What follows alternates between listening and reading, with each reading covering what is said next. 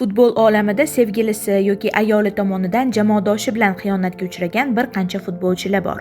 Masalan, Uembridge ayoli Jon Terri bilan xiyonat qilgan. Kevin De Bryuneni sevgan qizi Thibaut Courtois bilan xiyonat qilgan. Yoki Maxi Lopez ayoli unga Mauro Icardi bilan xiyonat qilgan. Mayli, ular-ku o'zi biladi. Bugungi mavzuyimiz u haqida emas. Bugun yuqoridagi futbolchilardan farqli o'laroq bitta futbolchini sadoqatli ayoli haqida gaplashamiz. Bu gollandiyalik sobiq futbolchi Robin van Persiening ayoli marokashlik Buxra. Juftlik aslida qo'shni bo'lgan. O'smirlik davrlaridanoq bir-birlarini sevishgan va 2004-yili rasman nikohdan o'tishgan.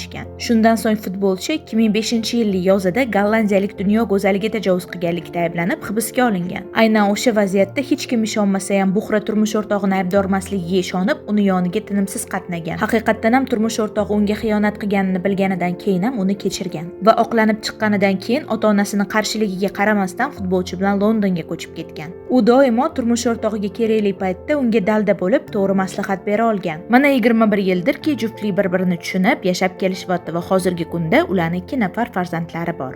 Shunaqa juftliklar ko'payishiga tilakdoshman. Video haqida fikrlaringizni bo'lsa, izohlarda kutib qolaman.